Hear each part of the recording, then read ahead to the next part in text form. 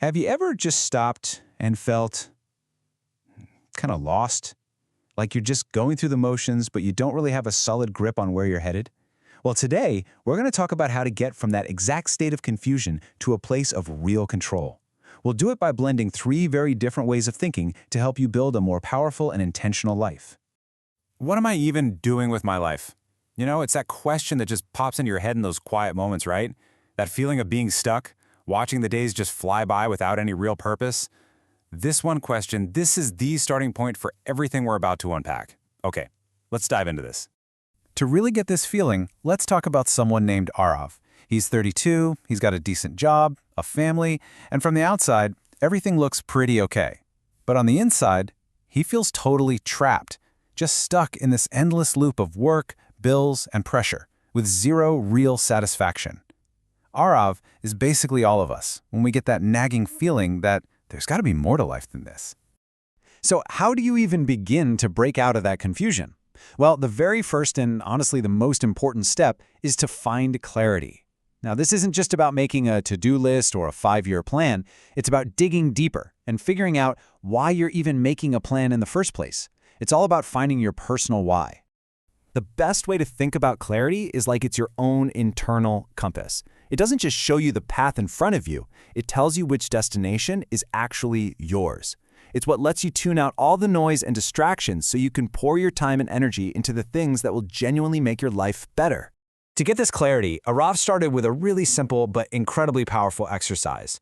He literally just sat down with a piece of paper and asked himself, what are the 5 most important things in my life? And this isn't about what you think should be important, it's about what in your gut truly is. This is step 1 to making sure your actions actually line up with your values. And this slide right here, this is the gut punch. When Arav put his priorities next to his actual day-to-day life, the difference was just shocking. Family was number 1 on his list, but he had no time for them. Health was a top priority, but it was totally neglected.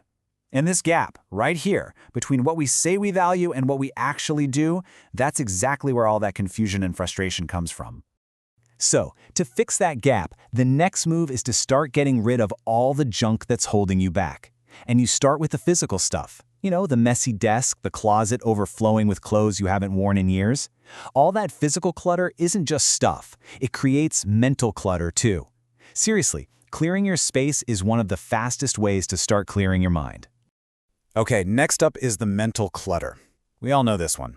It's that to-do list that's a mile long, the constant notifications buzzing on your phone, and that voice in your head that just overthinks every single tiny decision. These things are massive energy vampires, and you have to get rid of them to get any real clarity. And now for the big one, the toughest one, emotional clutter. This is all the baggage we carry around. Old fights, grudges you're still holding on to, feeling guilty about mistakes you made years ago. Letting go of this stuff is not easy, not at all, but it is absolutely essential if you want to move forward feeling light and focused. All right, so Arav now knows what he wants. He has clarity. But the next big question is, how does he get there? And that brings us to the second piece of the puzzle, skills. Because let's be real, a vision without the skills to make it happen is just a daydream. He needs the tools to learn and adapt fast. One of the most amazing learning tools out there is an ancient technique called the Memory Palace. I know, it sounds super grand and complicated, but it's actually incredibly simple and practical. You basically use a place you know inside and out, like your own house, as a mental filing cabinet to store and pull out information. So here's how you do it. You picture yourself walking through your house, right? And in different spots, the doorway, the couch, the kitchen table, you place these vivid, crazy, exaggerated images of what you need to remember. Want to memorize a shopping list? Picture a giant carton of milk blocking your front door. The weirder the image, the more it'll stick in your brain. It's that simple. But it's not just about memory. It's about speed. To get his career unstuck, Arav needs to learn new things quickly. A huge hack for this is to stop sub-vocalizing. That's the little voice in your head that reads every single word aloud. Instead, try using your finger as a guide to race across the page. It forces your eyes to move faster and to see words in chunks, not one by one. This one change can literally double your reading speed. And this slide shows the change perfectly. We need to stop taking notes the old way, passively writing down every single word. The goal is to become an active organizer of information.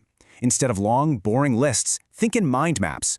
You have a main idea in the center, with branches coming off it, using colors, symbols. It's how your brain actually works by making connections. Okay, so you've found your why, and you're building the skills for how. But here's the thing.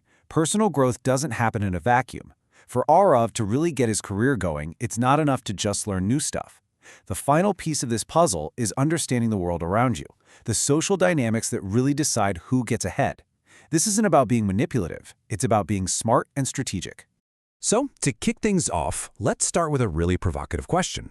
When you're trying to achieve something big, who is actually more useful to have on your side?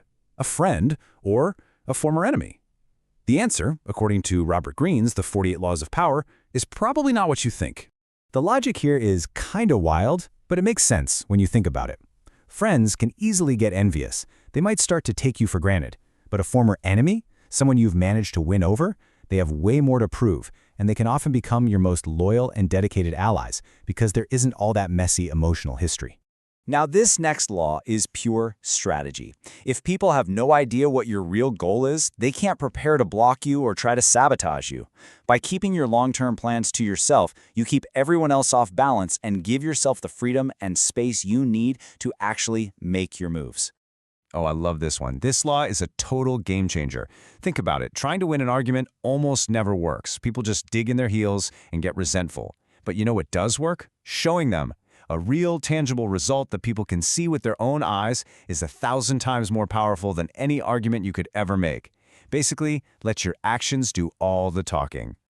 So, we've gone through 3 really different ideas here. Finding your inner clarity, building practical skills, and understanding external strategy. The really big question now is, how do you put all of these pieces together? How do you build a life that is both true to yourself and effective out there in the real world? So on one side, you have the path of clarity. This is your foundation. It's that inward journey of figuring out who you are, what you value, and finding that sense of inner peace. It's about being authentic no matter what's going on around you. And then to balance that, you have an understanding of power. This is the outward-looking path. It's all about being strategic, understanding how people operate, and navigating the competitive world we all live in. It recognizes that to achieve those authentic goals, you have to be strong and aware of your environment. So in the end, you're left with these 3 incredible tools. Clarity gives you your why, your direction. Skills give you your how, the ability to actually make the journey. And an understanding of power helps you deal with the terrain, the people and challenges you'll face. The real art, the real secret, is in the balance. There's no single right answer for everyone. So the only question that matters is, how will you combine these 3 to create your own unique path, from confusion to control?